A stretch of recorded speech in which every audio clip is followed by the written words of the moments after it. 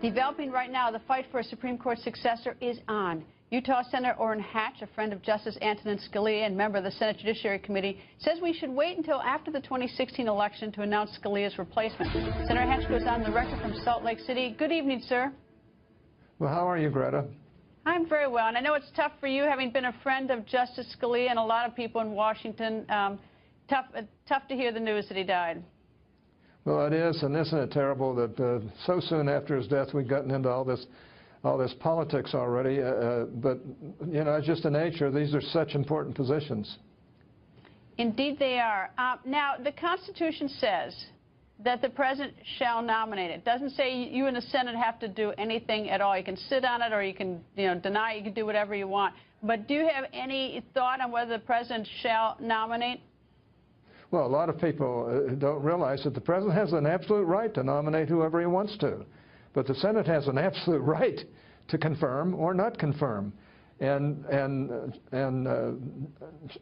Senator McConnell has said, look, this is just too much of a political brouhaha right now, and we're going to wait till after the first of the year. Both sides will have an equal chance to elect whoever they want to, and whoever gets elected president will make this appointment. I don't see any problem with that, especially since Democrats, really a long time ago, I mean, Senator Schumer, for instance, who's a friend of mine and a very fine senator, he said back in 2007, a year and a half before George Bush left office, that if a Supreme Court nominee came up, they would not do it because this was too late in his presidency. Well, now the shoe's on the other foot, and all of a sudden we hear this big uproar about the fact that Mitch McConnell said, look, this is a political season that we shouldn't do this.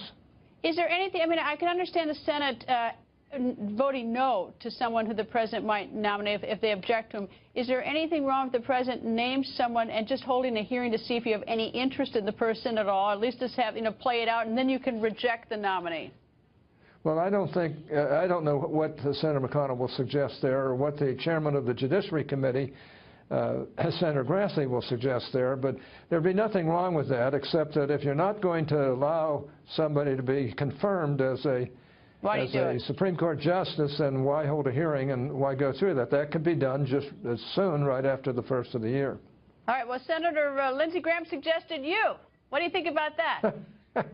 Well, I'm 82 years of age. I don't think the Democrats are going to go along with that.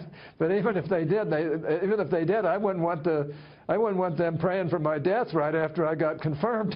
I'll tell you this: if I did get confirmed under those circumstances, you know me, I'd be there for 20 years just to spite them. It would be that would be the way I'd do it. But I get along well with my Democrat friends. I think they're wrong on this issue, but nevertheless, they have a right to their opinion. Yeah. Senator, always nice to see you. Thank you, sir. Nice to talk to you.